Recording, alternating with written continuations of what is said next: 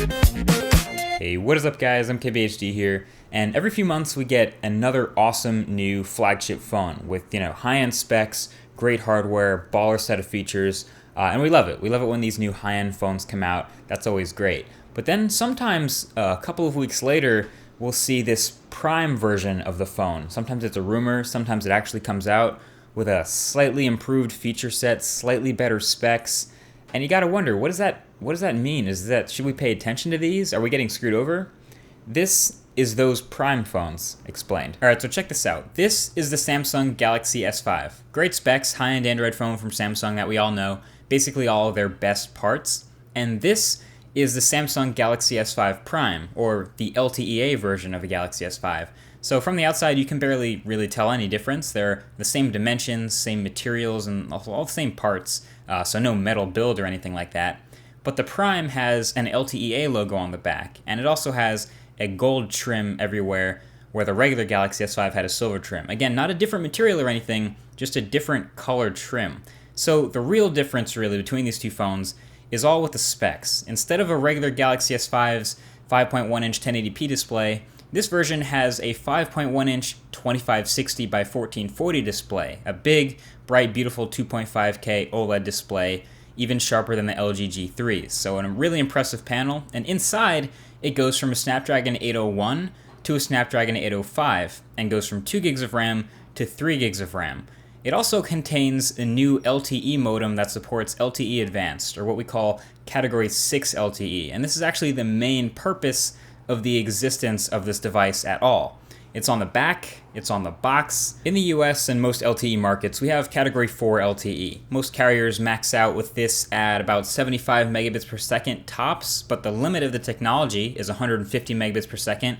That's pretty fast, but this LTEA, Galaxy S5, moves up to the Category 6 LTE, or Cat 6, and it's made specifically for one market in South Korea where SK Telecom is rolling out their advanced LTE network. Their speeds are now 225 megabits per second, and the technology maxes out at 300 megabits per second. So it's a new phone specifically for this South Korea market with this South Korean carrier in an area where LTEA is just now rolling out.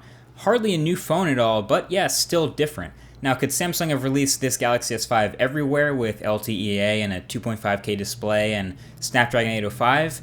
Yes, but that would have pissed off a lot of current Galaxy S5 owners, and LTEA really isn't available much of anywhere yet. But really, Samsung always releases multiple versions of their Galaxy phone with certain variances over the course of the year. They do this every time, so think of this as another one of them. They have the Galaxy S5 Active, the Galaxy S5 Zoom, the Galaxy S5 Mini, and now the Galaxy S5 LTEA. It's a sidestep variant for a specific market. Here's another example. This is the LG G3 that we all know. It already has a 2.5K display. It already has a baller display pretty much everywhere and high-end specs. Here in gold is the LG G3 Prime.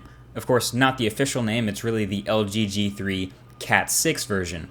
Sound familiar? So now the only difference here is, again, just on the inside. So it's same screen, same build, basically same phone in every other way, but with a Snapdragon 805 and 3 gigs of RAM and Category 6 LTE support. Oh, and for some reason, a lot of bloatware. Koreans, I guess, don't mind bloatware. But so you can think of these phones as sidesteps to their flagship brothers. They're not sold in the United States. You won't find them in a carrier store or anything.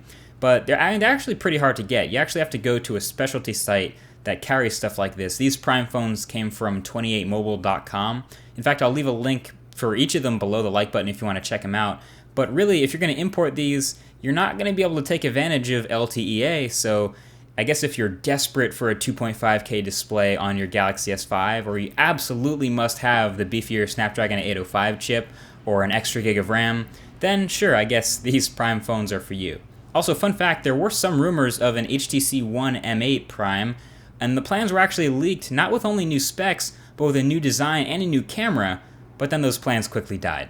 That would have been the first Prime phone to actually change almost everything and basically make it a new phone altogether. But since that never happened, there you have it. The Prime phones are sidesteps. So that's been it. Thank you guys for watching. If you enjoyed it, feel free to hit that thumbs up button below or share it with other people who you think might be curious about these Prime phones. Thank you for watching, and I'll talk to you guys in the next video. Peace.